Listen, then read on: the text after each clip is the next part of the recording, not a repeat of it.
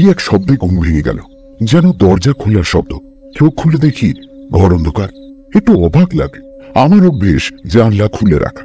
কেন জানলা বন্ধ করে শুয়েছি কয়েক মুহূর্ত ভেবেই পেলাম না। তারপর হঠাৎ মনে পড়ে গেল সব কথা। অমনি ওঠার চেষ্টা করলাম, কিন্তু পারলাম না। শরীরে এতটুকু জোর নেই, মাথার ভেতরটা শূন্য লাগছে। তেষ্টাও পেয়েছে, তাই ওঠার দরকার। মনে পড়ছে কোনার দিকে কুঁজোয় জল রেখে গেছে দরবেশ সাহেব। বলে গেছে, অসুবিধে হলে ডাকবেন, পাশের ঘরেই আছি। কিন্তু ডাকতে গিয়ে টের পেলাম গলায় আওয়াজ বেরোচ্ছে না। কেন যে সেই অলক্ষণে বাসটায় চেপেছিলাম? অত ভিড়ের বাসে চেপে অভ্যেস নেই, পারি না। ইচ্ছে করলে বন্ধুর বাড়িতে রাতটা আরামে কাটিয়ে আসতে পারে। ভোরের বাসটা নাকি খালিই যায়। অথচ কি এক ভুতুড়ে জেদ আমাকে পেয়ে বসেছিল। সন্ধ্যের দিকে আগা 5 তলা রূপে ঠাসা বাসটা এসে দাঁড়াতেই নির্বোধের মতো গুঁতো মেরে ঢুকে গেলাম। পাদানিতে অনেকগুলো পায়ের উপর পা রাখলাম। ওরা আপত্তি করছিল। বাসটা স্টার্ট দিয়ে খুব জোরে চলতে শুরু করলো। প্রায় মাইল টাক ঝগড়াঝাটি চলতে থাকলো নিয় লোকগুলোর সঙ্গে। তারপর কি যেন আমাকে হ্যাঁচকা টানে চলন্ত বাস থেকে টেনে নেওয়ালো। অর্থাৎ আমি ছিটকে পড়ে গেলাম। ভাগ্যিস পিচের উপর পড়িনি। রাস্তার ধারে পুরো ঘাসের উপর পড়ে সঙ্গে সঙ্গে জ্ঞান হারিয়ে ফেলেছিলাম। যখন জ্ঞান হলো, টের পেয়েছিলাম সামনে কেউ দাঁড়িয়ে আছে। তার হাতে অদ্ভুত একচোখো একটা লণ্ঠন। লণ্ঠনটার আলোর রং নীল। এমন নীল কাঁচে ঢাকা বাতি নিয়ে মানুষ ঘোরাঘুরি করে কুসমিনডালে দেখিনি। আলোর পেছনে আবছা দেখতে পাচ্ছিলাম লোকটাকে, দৈত্যের মতো প্রকাণ্ড। সে আলোটা আমার পাশে রেখে গম্ভীর গলায় বলেছিল, কে আপনি? এভাবে রাস্তার ধারে শুয়ে আছেন কেন? নেশা করেছিলেন বুঝি? অত কষ্টের মধ্যে হাসি পেয়েছিল। না, মাতাল নই। বাস থেকে পড়ে গেছি, তারপর কি হয়েছে জানি না। সে কি বলে লোকটা আমার পাশে ঝুঁকে এসেছিল। তারপর লণ্ঠনটা তুলে পা থেকে মাথা অব্দি দেখে নিয়ে বলেছিল, জখম হয়নি তো? বুঝতে পারছি না। রক্ত রক্ত দেখতে পেলেন? না, তবে হাড়ে আঘাত লাগতেও পারে। টের পাচ্ছেন না কিছু? কি জানি। ওঠার চেষ্টা করুন তাহলে, কাছেই আমার ডেরা। এখন যেমন শরীরের অবস্থা তখন ঠিক এমনই ছিল। লোকটা শেষে আমাকে 2 হাতে শূন্যে উঠিয়েছিল। তারপর ফের জ্ঞান হারিয়েছিলাম। দ্বিতীয়বার জ্ঞান ফিরে দেখেছিলাম এই ঘরে শুয়ে আছি, খাটিয়ায় বিছানার উপর। সেই নীল আলোর লণ্ঠনটা নেই। ঘরের মেঝে একটা হ্যারিকেন রয়েছে, আর আমার দিকে তাকিয়ে দাঁড়িয়ে আছে আলখাল্লা ধারী নীল লম্বা চড়া এক দরবেশ। কালো আলখাল্লা, গলায় লাল নীল পাথরের মালা, কাঁচা পাকা চুল ও দাড়ি, খাড়া নাক, লালচে টানা টানা চোখ। তার হাতে একটা গেলাস। আমাকে চোখ খুলতে দেখে বলেছিল, শরবতটা খেয়ে নিন, কইয়া করুন, খাইয়ে দিচ্ছি। একটু ঝাঁঝালো সুগন্ধওয়ালা সেই শরবত কয়েক ঢোক গেলা মাত্র আমার শরীর যেন বিদ্যুতের খেলা শুরু করেছিল। ভয় পাওয়া গলায় বলেছিলাম, কিসের শরবত? দরবেশ হেসেছিল। ভয় পাবেন না, বিষ নয়, খুব উপকারী দাওয়াই আছে ওতে। এক্ষুনি সুস্থ হয়ে উঠবেন। একেবারে সুস্থ হতে না পারলেও উঠে বসার শক্তি ফিরে পেয়েছিল। তারপর ওর সঙ্গে কিছুক্ষণ কথাবার্তা হয়েছিল। জানতে পেরেছিলাম বিশাল মাঠের মধ্যে এক দিঘির ধারে নির্জন দরগায় আমি আশ্রয় পেয়েছি। এর নাম মতি বিবির দরগা। এক তপস্বিনীর কবর আছে এখানে। তার উপর একটা পাথরের ঘর আছে। সেই ঘরে দরবেশ থাকে, পিদিম জ্বালে, আগরবাতি পোড়ায়, সাধনা টাধনা সব করে। এই ঘরটা পরে ইট দিয়ে বানানো হয়েছিল।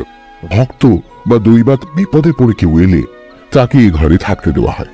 কিছুক্ষণ পরে দরবেশ আমাকে খান 2 মোটা রুটি আর খানিকটা গুড় দিয়ে গিয়েছিল। বলেছিল, মেহরবানি করে এই দিয়ে খিদে মিটিয়ে নিন। আমি ফকির, বুঝতেই পারছেন। না না, এই যথেষ্ট। তবে খিদে আমার বিশেষ নেই, আপনি এগুলো। দরবেশ আপত্তি করেছেন। না না, আপনার কিছু খাওয়া দরকার, খেলেই গায়ে জ্বর হবে। আল্লাহর দয়ায় আপনি বেঁচে গেছেন। ওভাবে চলন্ত বাস থেকে পড়লে মানুষ বাঁচে না, যদি বা বাঁচে হাড় গোড় আস্ত থাকে না। আমার হাড় গোড় আস্ত আছে তা ঠিক, কিন্তু শরীর এত দুর্বল হয়ে গেছে কেন বুঝতে পারছি না। দরবেশের প্রতি কৃতজ্ঞতা দেখাতেই রুটির টুকরো ছিঁড়ে মুখে পুড়লাম। ফের সেই শব্দটা হল, খুব পুরনো জং ধরা লোহার কপাট খোলার মতো শব্দ, কিন্তু কিছুটা চাপা। ঘুরঘুরটি অন্ধকার ঘর, অন্তত তেষ্টা মেটানোর জন্য যথাশক্তি চেষ্টা করলাম উঠে বসতে। তারপর মনে পড়ল পাঞ্জাবির পকেটে দেশলাইয়ের প্যাকেটটা আছে, সিগারেটও আছে। পাঞ্জাবিটা মাথার কাছে রেখেছিলাম। অতি কষ্টে হাত বাড়িয়ে দেশলাই আর প্যাকেটটা বার করলাম। দেশলাই জেলে কুঁচোর কাছে গেলাম। মাথা ঘুরছে। পর মুহূর্তে মনে হচ্ছে আবার জ্ঞান হারাবো। কুঁচোর মুখে গেলাস আছে। দেশলাই কাঠিটা নিভে গেল। আন্দাজ করে জল ঢেলে চো চো করে গিললাম। তারপর খাটিয়ায় ফিরে এসে সিগারেট ধর। তৃতীয়বার দরজা খোলার মতো বিশ্রী চাপা শব্দটা শোনা গেল। তারপর মনে হলো বাইরে এই মাত্র যেন ঝড় এসে পড়ছে। শন শন শো শো আওয়াজ বাড়তে থাকলো। ছোট্ট দুটো জানলা আছে দুদিকে। একটা জানলা আচমকা খুলে গেল। ঘরে হু হু করে ঢুকে পড়লো ঝড়। কষ্ট করে উঠতেই হলো। জানলাটা বন্ধ করার জন্য উঠে দাঁড়াবার চেষ্টা করলাম। কিছুক্ষণ চেষ্টার পর দেয়াল ধরে উঠে দাঁড়াতে পারলাম, কিন্তু জানলাটা কিছুতেই আটকানো যাচ্ছে না। ঘরের ভেতর খড়কুটো ধুলো বালি ঢুকে পড়ছে ঝড়ের সঙ্গে। বাইরের ঘরে ঘন কালো অন্ধকারে কি এক প্রাণী যেন হুলস্থুল বাঁধিয়েছে। তারপর বিদ্যুৎ ঝিলিক দিতে থাকলো। বাজ পড়লো, গাছের কাছে বললো। তখন ভাঙা গলায় ডাকার চেষ্টা করলাম, দরবেশ সাহেব, দরবেশ সাহেব। কোনো সাড়া এলো না। দরজা অনুমান করে পা বাড়ালাম। দরজাটা খুঁজে পাওয়ার পর যেই ছিটকিনিটা খুলতে গেছি, কানে এলো চেরা গলায় সুর করে কেউ গান করছে। নির্জন দরগায় দরবেশের হঠাৎ গান করবার ইচ্ছে কেন জানি না। দরজা খোলার সঙ্গে সঙ্গে ঝড় যেন হাত বাড়িয়ে আমাকে টেনে বারান্দায় ছিটকে পড়ল। দাঁতে দাঁত চেপে মনে মনে বললাম, আমার জ্ঞান হারালে চলবে না, মাথা ঠিক রাখতেই হবে। বারান্দার সামনে বিদ্যুতের আলোয় ছোট্ট একটা উঠোনের ইধারা চোখে পড়ল। দরবেশের ঘরের দিকে দেওয়াল ধরে এগোতে গিয়ে হঠাৎ চোখে পড়ল বিদ্যুতের আলোয় মুহূর্তের জন্য একটা সাদা ঝলসানো মূর্তি, এবং ওয়াকাটি স্ত্রীলোকের তাতে ভুল নেই, ইদারার ধারে দাঁড়িয়ে আছে। সঙ্গে সঙ্গে ভয় পাওয়া গলায় চেঁচে উঠলাম, কে কে ওখানে? ওদিকে সেই চেরা গলায় গানটা সমানে শোনা যাচ্ছে। আমি মরিয়া হয়ে ফের দরবেশকে ডাকলাম। তারপর দরবেশের ঘরের দরজায় চোরে ধাক্কা দিলে দরজাটা খুলে গেল। ভেতরে বেদিন জ্বলছে, কালো একটা বেদির শিয়র। দরবেশ নেই। এদিকটা ঝড়ের উল্টো দিক, তাই ঘরে ঝড়টা ঢুকছে না। ইদারার ধারের মেয়েটিকে ভূত ধরে নিয়েই আমি আক্রান্ত প্রাণীর মতো ঘরে ঢুকে পড়লাম এবং কাঁপতে কাঁপতে দরজা বন্ধ করে দিই। বেদিটাই কবর, এবং সম্ভবত কোষ্টি পাথরের তৈরি। ফার্সিতে কিসব লেখা আছে, কিন্তু পরক্ষণে চমকে উঠল। বেদির ওপাশে তিনটে মরার মাথা রয়েছে। আবছা আলোয় মাথাগুলো এই কট দেখাচ্ছে। আরো ভয় পেলাম। এমন সময় বাইরে সেই গানটা থেমে গেল এবং মনে হলো প্রচন্ড বৃষ্টি শুরু হয়ে গেছে। বেদি থেকে একটু তফাতে কম্বলের আসন পাতা ছিল, সেখানে গিয়ে বসে পড়ল। তারপর আশ্চর্য, বন্ধ করে রাখা দরজাটা হঠাৎ মচমচ করে উঠল, তারপর খুলে গেল। সঙ্গে সঙ্গে বেদি মেরিনটা নিভে গেল। দরজার সামনে সেই নীল একচোখ লণ্ঠন হাতে দরবেশ দাঁড়িয়ে আছে। সে আলোটা ঘরের ভেতরে ঘুরিয়ে ঘুরিয়ে নিঃশব্দে কিছু দেখেনি, তারপর বেদির দিকে ঘুরিয়ে রাখল। দরবেশ আমাকে লক্ষ্য করল না। তার সিলুয়েট মূর্তি ক্রমশ স্পষ্ট হয়ে উঠছে। এতক্ষণে তার মুখের দিকে তাকিয়ে তার চমকে উঠলাম। এই কি কোনো জীবিত মানুষের মুখ হতে পারে? দৃষ্টি যেমন অদ্ভুত, নিষ্পলক, শূন্য। হাঁটু ভাঁজ করে পুতুলের মতো বসে পড়ল সে কবরের সামনে। বাইরে বৃষ্টির শব্দ, ঝড়ের শব্দ, বজ্রপাতের ভয়ঙ্কর শব্দ। মনে হচ্ছে পৃথিবীর শেষ মুহূর্তটি আসুক। এদিকে বেদির মতো কবরের ওপর লম্বাটে নীল আলো থেকে ক্রমশ ধূপের ধোঁয়ার মতো ধূসর বা নীল কি আবছায়া ঘনিয়ে উঠেছে। তারপর নাকে তীব্র হয়ে ঝাপটা দিল একটা কড়া সুগন্ধ। সুগন্ধটা অসহ্য লাগছিল, চেতনা অবশ করে দিচ্ছিল।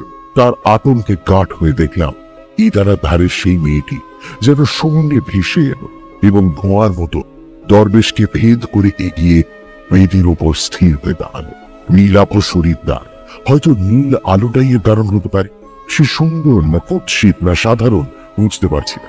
হয়তো সেই বোধও হারিয়ে ফেলেছি, কিন্তু সে একেবারে নগ্ন। আমার তন্ময়তা ভেঙে গেল। দরবেশ ফের চেরা গলায় গান দিয়ে উঠল, কিন্তু এবার সুরটা অনেকটা মিঠে এবং চাপা। ঝিম ঝিম আচ্ছন্নতায় দুর্বোধ্য চেয়ে গান গাইছে সে। সুরটাও অপরিচিত, একটু একঘেয়েও। কিছুক্ষণ পরে নগ্ন নারীনের পেটে বেদির উপর দাঁড়িয়ে থাকতে থাকতে হঠাৎ আমার দিকে তাকাল। সে অস্ফুট স্বরে একেবারে মানুষের গলায় আমার দিকে আঙুল করে বলে উঠল, ও কি? সঙ্গে সঙ্গে দরবেশ ঘুরল আমার দিকে, প্রচন্ড গর্জন করে বলল, বেরিয়ে যান বলছি। কেন এই ঘরে ঢুকেছেন আপনি? নীল আলোটা নিভে গেল, ঘুটঘুটি অন্ধকার, বাইরে ঝড় বৃষ্টি সমানে চলছে। অন্ধকারে একটা হাত এসে আমার কাঁধে খামচে পড়ল। তারপর দরবেশ আমাকে টেনে উঠালো এবং একটা থাপ্পড় মারল গালে। ব্যাপারটা অপমানজনক, কিন্তু বাধা দেবার বা প্রতিবাদের ক্ষমতাও ছিল না। অসহায় ভাবে তার হ্যাঁচকার টানে কতটা শূন্যে ভেসে চল। এই দৈত্যের কাছে আমি নেহাত পাব। ভেবেছিলাম আমাকে ঝড় বৃষ্টির মধ্যে বের করে দেবে, কিন্তু তেমন কিছু করল না। পাশের ঘরে নিয়ে গিয়ে বিছানায় ফেলে দিল। তারপর ধমক দিয়ে বলল, খবরদার আর বেরোবার চেষ্টা করবেন না, তাহলে আপনাকে বাঁচাতে পারবো না। সে বাইরে থেকে দরজা আটকে দিল। আমি ভাবতে থাকলাম, ব্যাপারটা কি স্বপ্নে ঘটছে, নাকি সেই উগ্র আরক মেশানো শরবতের নেশায় যত সব উদ্ভট কাণ্ড দেখতে পাচ্ছি। কিন্তু না তো, আমি সজ্ঞান পুরোপুরি। যদিও শরীরে প্রচন্ড দুর্বলতা দরুন মাথাটা ঝিমঝিম করছে। দেশলাই আর সিগারেটের প্যাকেট বিছানায় রেখেছি। খুঁজে নিয়ে প্রথমে লণ্ঠনটা জ্বালালাম, তারপর সেই জানলাটা বন্ধ করে। ঘরের মেঝে যথেষ্ট বৃষ্টির ছাঁট এসে পড়েছে ততক্ষণে। বিছানার একটা পাশ ভিজে গেছে। সিগারেট টানতে টানতে সেই দৃশ্যটা আগাগোড়া ভাবতে থাকলাম। যা দেখলাম তা বাস্তব না অবাস্তব, সত্যি দেখেছি না স্নায়ু বিকার। শেষে কোনো সিদ্ধান্তে পৌঁছতে না পেরে লণ্ঠনটা নিভিয়ে শুয়ে পড়ল। বাইরে তখন ঝড় বৃষ্টির জোরালো ভাবটা অনেক কমেছে। শীত বোধ হচ্ছে। পাঞ্জাবিটা পরে ধুতির কোজাটাও খুলে গায়ে জড়িয়ে শুয়ে পড়লাম। একটু পরে ঘুমে চোখের পাতা জড়িয়ে এলো। কতক্ষণ ঘুমিয়েছিলাম জানি না। ফের কি একটা শব্দে ঘুম ভেঙে গেল।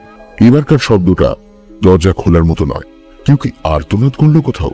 ঘুম ভাঙার পরে কয়েক সেকেন্ড তার ছিল। দৃঢ় বিশ্বাস হলো একটা প্রচন্ড আর্তনাদই শুনেছে। দরবেশকে ডাকা বৃথা। তাছাড়া লোকটার অমন ফুতুড়ে ব্যাপার স্যাপার এবং আমার প্রতি অমন আচরণে মন বিষিয়ে গেল। কান পেতে থাকলাম। আর কোনো আর্তনাদ নয়, কিন্তু কি যেন চাপা গলায় কাঁদছে বাইরে। বৃষ্টি পড়ার শব্দ হচ্ছে। নিশ্চয়ই কাছাকাছি কোথাও বড় গাছ আছে, তার পাতা থেকে জল ঝরছে। ঝড়টা থেমেছে। বদ্ধ ঘরে দম আটকে আসছিল। লণ্ঠনটা নিভিয়ে দিতে হয়েছিল বাধ্য হয়ে। ঘরে বিষাক্ত গ্যাস জমান হয়। এবার উঠে গিয়ে জানলাটা খুলে দিই। বৃষ্টি টিপটিপ করে পড়ছে। দূর দিগন্তে বিদ্যুৎ ঝিলিক দিচ্ছে, কিন্তু মেঘ ডাকছে না। লণ্ঠনটা আর জ্বাললাম। কান্নার শব্দ সমানে শোনা যাচ্ছে। পা টিপে টিপে এগিয়ে সাবধানে নিঃশব্দে দরজা খুললাম। তারপর বারান্দায় তেমনই অন্ধকার হয়ে আছে বাংলা। কান্নার শব্দটা কবরের ঘর থেকেই আসছে। নিঃশব্দে ও ভারের দরজায় উঠে দিলাম। সেই নীল আলোটা তেমনি লম্বাটে হয়ে বেদির উপর পড়ে আছে। তারপর যা দেখলাম আতঙ্কে কাঠ হয়ে গেল। এত ভয়ঙ্কর দৃশ্য কখনো দেখি। বেদির ওপর মাথা রেখে দরবেশ চিত হয়ে দুহাত ছড়িয়ে শুয়ে আছে এবং তার গলাটা জবাই করা। চাপ চাপ টাটকা রক্ত ছড়িয়ে রয়েছে। চোখ দুটো তেমনি নিষ্পলক। সেই মেয়েটির সিলুয়েট নগ্ন মূর্তি বেদির পাশে, এবং সে দু হাতের মুখ থেকে ফুপিয়ে কাঁদছে। তার কালো একরাশ চুল সামনের দিকে ছড়িয়ে রয়েছে। দু হাঁটু ভাঁজ করে একটু ঝুঁকে বসে সে বিলাপ করছে। কয়েক মিনিট তো অবাক হয়ে দাঁড়িয়ে থাকলাম। মাথা ঘুরতে থাকলো। যা দেখতে পাচ্ছি তাকে স্বপ্ন না বাস্তব, কি করা উচিত ভেবে পেলাম না। আতঙ্কে কাঠ হয়ে তাকিয়ে রইলাম। তারপর কি একটা আবার পাশ কাটিয়ে বলেন একটা প্রকাণ্ড কালো বেড়াল। বেড়ালটা নিঃশব্দে এগিয়ে বেদির ওপর উঠল এবং দরবেশের মুখ চাটল। তারপর সে জিভ বাড়িয়ে দিল। আতঙ্ক বেড়ে গেল যখন দেখলাম সে দরবেশের গলায় কাটা জায়গাটা থেকে রক্ত ছেটে খাচ্ছে। বেড়ালটা ঢোকার সঙ্গে সঙ্গে মেয়েটির কান্না থেমে গিয়েছে। সে মুখ তুলে বেড়ালটাকে দেখতে থাক। বিড়ালটা রক্ত চাটতে চাটতে ভয়ঙ্কর মুখ তুলে যেন আমাকেই লক্ষ্য করছিল মাঝে মাঝে। এর ফলে স্নায়ুর ওপর বারবার আঘাত আসছিল। অসহ্য লাগায় একটু সরে গেলাম। এই সময় ডাইনে ঘুরে আর এক বিচিত্র দৃশ্য দেখলাম। অন্ধকারে একটু দূরে তিনটে আলো আসছিল। হঠাৎ তিনটে আলো মিলেমিশে এক হয়ে গেল এবং প্রকাণ্ড আলোটা হলুদ বলের মতো ভাসতে ভাসতে এসে স্থির হল। তারপর আলোটা বুদবুদের মতো অনেকগুলো ভাগ হয়ে গেল। এদিকে আসছে দেখে আমি দ্রুত পাশের ঘরে গিয়ে ঢুকলাম এবং দরজা নিঃশব্দে ভেজিয়ে কপাটের ফাঁকে চোখ রাখে। আলোগুলো বুদবুদের ঝাঁকের মতো এবং এত চঞ্চল যে গোনা যাচ্ছে। অনুমান করলাম 1 ডজনের কম নয়। আলোগুলোর কিন্তু একটুও ছটা নেই, অর্থাৎ কোনো কিছুকে আলোকিত করছে না। আলোগুলো নাচতে নাচতে এসে বারান্দায় উঠল এবং কবরের ঘরেই ঢুকলো। তা ঠিক, তারপর ও ঘরে চাপা গলায় কারা কথা বলছে। কয়েক মিনিট পরে দেখি মেয়েটি সেই নীল লণ্ঠন নিয়ে বেরোলো। আবছা দেখা যাচ্ছিল তার পরনে এখন শাড়ি রয়েছে। তার পেছন পেছন অনেকগুলো সিলুয়েট মূর্তি যেন শূন্যে হেঁটে যাচ্ছে। বিড়ালটাকে দেখতে পেলাম না, ওরা অন্ধকারে কোথায় অদৃশ্য হয়ে গেল। তখন লণ্ঠনটা জেলে আমি বেরিয়ে এলাম। কবরের ঘরের দরজা খোলা। আলো তুলে ধরে দেখি দরবেশের জবাই করা শরীরটা তেমনি পড়ে আছে এবং গলার ভাগটা পরিষ্কার দেখা যাচ্ছে। এক ফোঁটা রক্ত নেই। বিড়ালটা সব চেটে পুটে খেয়ে ফেলেছে। ঘরের ভেতর লণ্ঠনটা ঢোকাতেই কালো বিড়ালটা কোনার দিকে বসে আছে দেখতে পেলাম। সেই নীল উজ্জ্বল চোখে তাকাল, মুখে রক্ত লেগে আছে। তারপর সে দ্রুত আমার পাশ দিয়ে বেরিয়ে গেল। বেদির কাছে গিয়ে দরবেশের গায়ে হাত রাখলাম। আলখাল্লাটা ভেজে রয়েছে, নাড়িতে স্পন্দন নেই, বরফের মতো হিম শরীর। হঠাৎ সেই সময় চোখ গেল সেই তিনটে মরার মাথার দিকে। তিনটে বঙ্গুর নড়তে শুরু করেছে। নড়তে নড়তে বলের মতো তারা আমার দিকে গড়িয়ে আসতে থাকে। আর সহ্য করতে পারলাম। লণ্ঠনটা তাদের উপর ছুঁড়ে মারলাম। কাঁচ ভেঙে গেল, তেল ছড়িয়ে আগুন ধরে গেল। তার মধ্যে মুন্ডু তিনটে নাচতে থাকলো। এক লাফে আমি বারান্দায় পৌঁছলাম। তারপর অন্ধকারে কিভাবে যে এগোলাম বলার নয়। আছাড় খেলাম কতবার। কাদায় জলে জামা কাপড় আর শরীর যাচ্ছে তাই মাখামাখি হলো। কিছুটা এগিয়ে আবছা ধূসর আলোয় ভরা মাঠে পৌঁছলাম। বৃষ্টি ছেড়েছে। আকাশের দক্ষিণ পশ্চিম কোণে এক টুকরো ভাঙা চাঁদ বেরিয়ে এসেছে। সামনে পিচের পথটা দেখা যাচ্ছিল। সেখানে গিয়ে ঘুরে দাঁড়ালাম। দরগার এদিকটা বিশাল পাহাড়ের মতো দেখাচ্ছে, কালো হয়ে আছে। বুঝলাম জায়গাটা ঘন জঙ্গলে ভরা। রাস্তায় পৌঁছে সাহস বেড়ে গেল। হাঁটতে থাকলাম। শরীরের সেই দুর্বলতা আর নেই। দূরে একটা আলো দেখা যাচ্ছিল। মনে পড়ল ওধারের সেই ছোট্ট চটি যেখান থেকে বাসে চেপেছিলাম কাল সন্ধে। আলোটা লক্ষ্য করে চলতে থাকলাম। লোহাগড়া ব্লকে নিশীথ, আমার বন্ধু নিশীথ রায়চৌধুরী, কৃষি অফিসার। ভোরবেলা আমাকে জল কাদা মাখা কুটুরে চেহারায় দেখে ভীষণ অবাক হয়েছে। সংক্ষেপে তাকে মোটামুটি সবটাই বললাম। সে কিছুক্ষণ নিষ্পলক চোখে আমার দিকে তাকিয়ে থেকে তারপর বলল, ঠিক আছে, আগে বাথরুমে ঢোক। আমার বউ বড্ড ঘুম কাতুরে বেলা করে ওঠে, তোকে এই অবস্থায় দেখলে হুলস্থুল ঘটাবে। কাপড় চোপড় ছেড়ে স্নান করে এবং নিশীথের পাজামা পাঞ্জাবি পরে আরামে বসলাম। ততক্ষণে সূর্য উঠেছে। নিশীথ চা করে আনলো। চা খেতে খেতে বললাম, বাবারে, এতক্ষণে কোমর ব্যথা করছে একটু একটু। নিশীথ বলল, ফিরে গিয়ে এক্সরে করাস। কিন্তু কথা হচ্ছে, ঝড় জলের সময় মতি বিবির দরগায় নিশ্চয়ই তুই ভীষণ রকমের দুঃস্বপ্ন দেখেছিস। তার মানে তা ছাড়া তো এর কোনো ব্যাখ্যা হয় না। অসম্ভব। দরবেশের ডেড বডিটা নিশ্চয়ই এখনো আছে, বরং পুলিশে খবর দেওয়া যাক। নিশীথ হাসলো। কি বলছিস? ওখানে কেউ থাকে না, সেরকম কোনো ঘরটরই নেই। তবে একটা কবর আছে বটে, এবং সেটা কোষ্ঠী পাথরে তৈরি। তুই বাস থেকে পড়ে অজ্ঞান হয়ে গিয়েছিলি। ঠিক জ্ঞান ফেরার পর নিশ্চয়ই ঝড়ের সময় আশ্রয় নিতে দরগায় ঢুকেছিলি। তারপর আঘাত পাওয়ার রিয়াকশনে জ্বর এসে গিয়েছিল। তারপর লম্বা চওড়া একটা দুঃস্বপ্ন দেখেছিস। রেগে গিয়ে বললাম, ঘর নেই তো ঝড় বৃষ্টিতে ছিলাম কোথায়? নিশীথ বলল, নিশ্চয়ই দরগার বটতলায় গিয়ে ফের অজ্ঞান হয়ে পড়েছিলি। অসম্ভব, এক্ষুনি আয় আমার সঙ্গে। স্বপ্ন হতেই পারে না, আমার ব্যাগ ট্যাগ সব রয়েছে ওখানে। নিশীথ একটু হেসে বলল, ঠিক আছে, তোর ভুলটা ভাঙানো দরকার। একটু পরে ব্লকের জিপটা নিয়ে বরং বেরোবো। মুর্শিদাবাদ সাঁওতাল পরগনা সীমান্তের এই দরগাটার নাম হলো লোহাগড়া, বারমাডি রোড। বারমাডিতে রেল স্টেশন আছে। সেখান থেকে আমার বাড়ি পৌঁছানোর অসুবিধে নেই। তাই নিশীথের বউয়ের কাছে দ্বিতীয় দফা বিদায় নিয়ে বেরোলাম।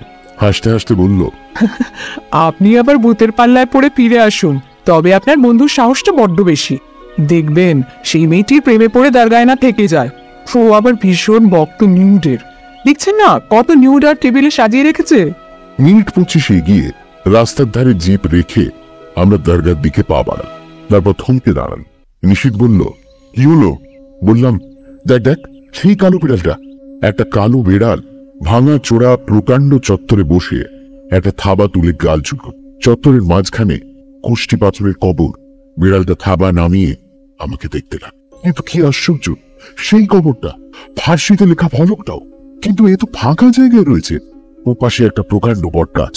নিশীথ এগিয়ে গিয়ে জল কাদায় পড়ে থাকা আমার ব্যাগ কুড়িয়ে নিয়ে বলল, তোর ব্যাগ নিশ্চয়ই। এই সময় ড্রাইভারটা একটু কেসে বলল, স্যার, শুনেছি এখানে এক ফকির থাকতেন, পরে তাকে খারাপ মার্ডার করেছিল। মেয়ে মানুষ নিয়ে গন্ডগোল। শুনে আমার মাথা ঘুরতে লাগলো। ব্যস্ত হয়ে বললাম, নিশীথ চলে আয়।